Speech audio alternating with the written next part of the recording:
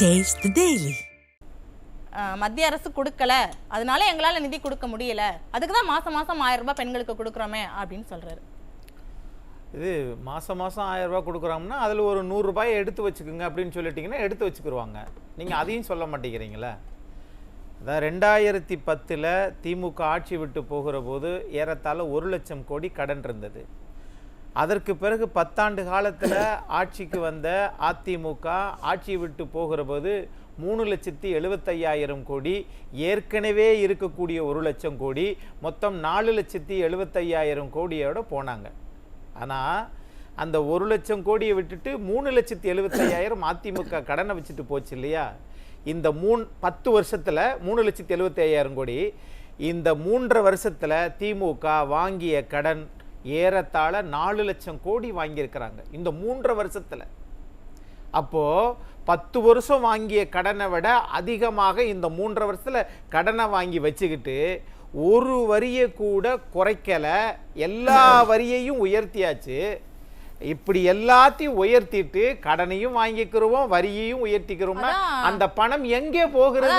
அந்த பணத்தை வச்சு நிறைய நலத்திட்ட உதவிகள்லாம் பண்ணிருக்கோம் அப்படின்னு சொல்றாங்க. சரி, நலத்திட்ட உதவி என்ன பண்ணீங்கன்னு கேட்டா நாங்க பெண்களுக்கு இலவசமா பேருந்து கொடுத்துருக்கோம், காலை சிற்றுண்டி. இதை என்ன 5 வருஷத்துக்கா சொல்லுவீங்க? தமிழ்நாட்டில் சிறப்பு திட்ட அமலாக்கத்துறை என்று ஒரு துறை இருக்கிறது. அது முதலமைச்சருக்கு கீழே தான் இருக்குது.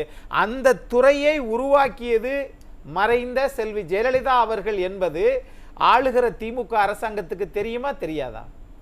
அந்த திட்டத்தை, அந்த துறையை, முதலமைச்சர்கிட்ட இருந்த துறையை வேகமாக கொண்டு வந்து முதல் முறையாக அமைச்சரான உங்களுடைய புதல்வர் மாண்புமிகு விளையாட்டுத்துறை அமைச்சர்கிட்ட விளையாட்டுத்துறை மட்டும் சிறப்பு திட்ட அமலாக்கத்துறையை கொடுத்தீங்களே, எதுக்கு? பொங்கலுக்கெல்லாம் காசு கொடுக்காம இருக்கிறதுக்கா? அப்போ ஏற்கனவே திரு எடப்பாடி பழனிசாமி அவர்கள் நாட்டின் முதலமைச்சராக இருக்கிற போது 5000 கொடுங்கள் என்று கேட்ட நீங்க ஒரு 100 ரூபாய் கூட இந்த 2025 பொங்கலுக்கு கொடுக்கலன்னு சொன்னா 5000 கேட்ட குரல் எங்கே? 100 ரூபாய் கேட்பதற்கு பேசாம இருக்கிற குரல் எங்கே? ஆளுங்கட்சின்னா அப்படியே அமைதியா போயிருவீங்களோ? பெண்களுக்கு புது திட்டம்ன்றாரு நண்பர், பெண்களுக்கு புது திட்டம்ன்றாங்க.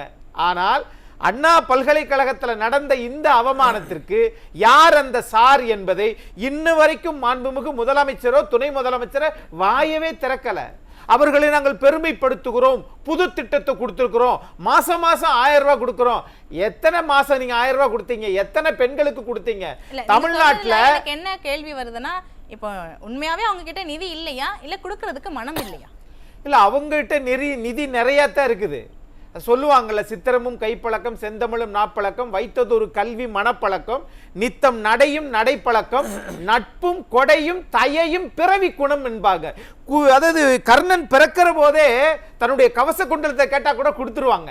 ஆனால் திமுக, அண்ணாவிற்கு பிறகு வந்த திமுக மக்களை, குறிப்பாக இடங்களை எவ்வளவு கொடுத்தாலும் வாரி வாரி வாரி வாரி வாரி அரசாங்கத்தின் பேரில் அந்த சொத்துக்களையும் அந்த பணத்தையும் தங்களுக்காக பயன்படுத்திக் கொள்கிறார். நீங்க என்ன எலோன் மஸ்கா மாற போறீங்களா? ஏன்னா உங்களால மாற முடியுமா? ஏன்னா நீங்க தொழில் செஞ்சா வர்றீங்க? இல்லை. ஆகையினால பில்கேட்ஸா மாற போறீங்களா? இல்ல. அப்படி பேர் எடுக்க முடியுமா? கிடையாது. ஆகவே தமிழ்நாட்டினுடைய அரசாங்கத்தினுடைய ஏதாவது ஒரு திட்டத்தை சொல்லி உலக வங்கியில் கடனை வாங்குறது, மக்கள் தலையில மிளகா அரைச்சு வரியை கூட்டுறது, எந்த திட்டத்தையும் நடைமுறைப்படுத்துவதில்லை. கேட்டால் பெண்களுக்கு இலவசமாக கொடுத்து விட்டோம் என்று சொன்னால் இது ஏற்புக்குடையதா? முதல் வருஷம் இவங்க எனக்கு என்ன கேள்வினா, நீங்க சொல்ற மாதிரி கடன் வாங்குறாங்க, அவ்வளவு வரியை ஏத்தி அந்த வரியெல்லாம் வாங்குறாங்க. அப்ப அந்த நிதியெல்லாம் எங்க போகுது? என்ன பண்றாங்க? அதுதான் அவங்க பேருக்கு பின்னாடி நிதி இருக்குல்ல. உதய நிதி, இன்ப நிதி, கருணா நிதி. ஒருவேளை பேருக்கு பின்னாடியே நிதி எல்லாம் போயிருமோ? ஆகவே இவர்களிடத்தில் மனம் தூய்மையாக இல்லை. இவர்கள் நினைத்தால் ஒரு மாதத்தில் தமிழ்நாட்டில் வரியையும் குறை. நான் கேட்கிறேன், திரு எடப்பாடி பழனிசாமி அவர்கள் 150% சொத்து வரியை உயர்த்தினாரா? 52% மின்சார கட்டணத்தை உயர்த்தினாரா? 2000 ரூபாய் கொடுத்தாரு, 2500 ரூபாய் கொடுத்தாரு. உங்களால 50 ரூபாய் கூட ரொக்க பணம் கொடுக்க முடியவில்லை என்றால் நீங்கள் தமிழர்களை வைத்து அரசியல் செய்கின்றீர்கள். உங்களுக்கு தமிழ் மீது பற்றும் இல்லை. தமிழர்கள், ஏன்னா தமிழர்களுடைய தொன்மை எதுனா, லெமோரிய கண்டத்திலிருந்து உருவாகிய இந்த இனம் ஒரே கண்டமாக இருந்தது. அங்குதான் தமிழ் உருவாகியது, தமிழர்கள் உருவாகினார்கள். மண்ணையும் சூரியனையும் அதுக்கு நம்ம விவசாயத்துக்கு தேவைப்பட்ட மாடையும் ஆண்டு முழுவதும் நினைத்து பார்த்து நன்றி சொல்லுகிற இனம் தமிழ் இனம் என்பதை உங்களுக்கு தெரியலையே. இதை உங்களுக்கு யாராவது சொல்லியா கொடுக்கணும்? இல்ல ஒரு பேராசிரியர் வச்சு டியூஷனா எடுக்கணும்? உங்களுக்கு தெரியவே மாட்டேங்குது. ஆனால் நாங்கள் அண்மையில் ஒரு பார்க்கும் போது நானா சிரிச்சுக்கிட்டேன். என் வாழ்நாள் முழுவதும் தமிழ்நாடு முதலமைச்சர் சொல்லுகிறார், என் வாழ்நாள் முழுவதும் நான் தமிழுக்காகவே உழைப்பது நான் பெருமையாக. என்ன தமிழுக்கு உழைச்சிட்டீங்க? ஏதாவது புதுசா கண்டுபிடிச்சிங்களா? எங்கோ இருந்து வந்த கான்ஸ்டாண்டினோபிள் இருந்து வந்த வீரமாமுனிவர் பெஸ்கி என்ற தன்னுடைய பெயரை இது பண்ணி வீரமாமுனிவர் என்று பெயர் மாற்றி எழுத்து சீர்திருத்தத்தை உருவாக்கி கொடுத்தார். நீங்க என்ன பண்ணிட்டீங்க? திருவள்ளுவருக்கு சிலை வச்சிருக்கோம், அதுக்கு வளைவு வச்சிருக்கோம். திருவள்ளுவருக்கு என்ன வச்சிருக்கீங்க? சிலை வச்சாங்க. இப்போ அடிக்கல் நாட்டப்பட்டது புரட்சி தலைவரால். அதே மாதிரி பாலத்திற்கு திட்டத்திற்கு அப்ரூவல் பண்ணது கண்ணாடி பாலத்திற்கு எடப்பாடியார். அதிலே ஊழல். ஆகையினால யாராவது ஒருத்தவங்க சம்பாரிச்சு வச்சிருப்பாங்க, திமுக ஆட்சிக்கு வந்தா வரி போடுவாங்க.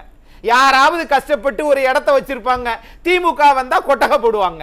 ஆகவே இவர்களுடைய நோக்கம் என்பது இந்த மக்களை வரியை குறைத்து மக்களினுடைய பண்பாட்டை கலாச்சாரத்தை வளர்க்க வேண்டாம். உங்களுக்கு வளர்க்க தெரியாது, ஏனால் உங்கள் ரத்தத்தில் அது இல்லை என்பது எல்லோருக்கும் தெரிந்த ஒன்று. அதாவது லெமோரிய கண்டத்திலிருந்து வந்த இனத்தை சிந்து சமவெளி நாகரிகம் என்று எழுத வேண்டும் என்று கலைஞர் சொல்லி சிந்து சமவெளி நாகரிகத்து வந்துதான் தமிழர்கள் தோன்றினார்கள் என்று ஒரு தவறான ஒரு கருத்து சிதைவை உருவாக்கியது முன்னாள் முதலமைச்சர் கருணாநிதி அவர்கள். இன்னைக்கும் இருக்கு, ஆதாரம் இருக்கு.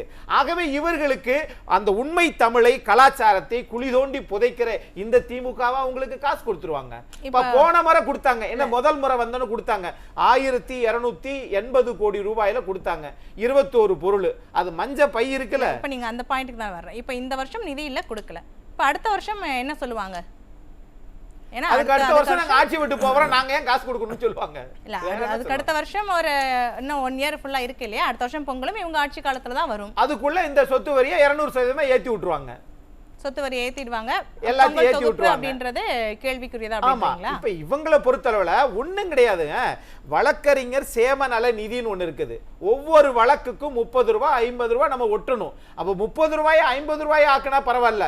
நான் கேட்கிறேன், தமிழ்நாட்டில் 1.5 லட்சம் வழக்கறிஞர்கள் இருக்கிறாங்க, யாருமே இதை கேட்க மாட்டுகிறார்கள். எந்த சங்கத்திலும் கேள்வியே கேட்கவில்லை. ஆனால் 120 ரூபாயை உயர்த்திட்டாங்க. ஆனா வழக்கறிஞர் சேமநல நிதியை செல்வி ஜெயலலிதா அவர்கள் இருந்தபோது வழக்கறிஞர் இறந்து விட்டால் 7.5 லட்சமாக உயர்த்தி கொடுத்தது ஜெயலலிதா அம்மா. இவர்கள் ஆட்சிக்கு வந்தா 10 லட்சம், நாங்க இறந்துட்டாங்க நிறைய பேரு, இன்னும் வரைக்கும் 10 லட்சம் கொடுக்கல. ஆக 30 ரூபாய் கட்டும் போது 7.5 லட்சம் அதிமுக அரசாங்கம் கொடுத்துச்சு. 120 ரூபாய் கட்டுகிற போது அதே 10 லட்சம் 3 லட்சம் ஏத்தி போட்டு 10 லட்சம்ன்றாங்க. இப்படி எல்லா விதத்திலும் எந்த வழக்கறிஞர் சங்கத்திலும் கேட்காமலே, அதே மாதிரி இளம் வழக்கறிஞர்களுக்கு மாண்புமிகு முதலமைச்சராக இருந்த எடப்பாடி பழனிசாமி அவர்கள் ஸ்டைஃபண்ட் 2 ஆண்டுகளுக்கு 3000 ரூபாய் கொடுத்தார். ஆகவே இவர்கள் எந்த இதையும் ஏற்றாமல் மக்களுக்கு நன்மை செஞ்சாங்க.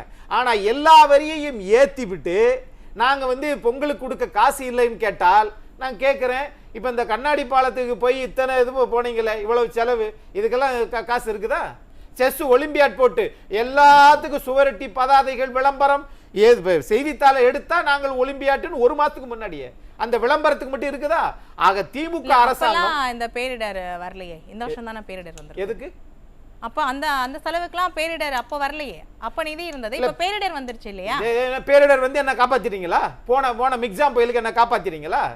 இல்லையே. கட்சிக்காரங்களுக்கா காசை கொடுத்துட்டு 6000 கொடுத்துட்டு வேலையை முடிச்சிட்டீங்க. ஆக உங்கள் நோக்கம் என்ன? நீங்க இப்ப தமிழ்நாட்டில் 2,23,00,000 குடும்ப அட்டை ரேஷன் அட்டை இருக்குது.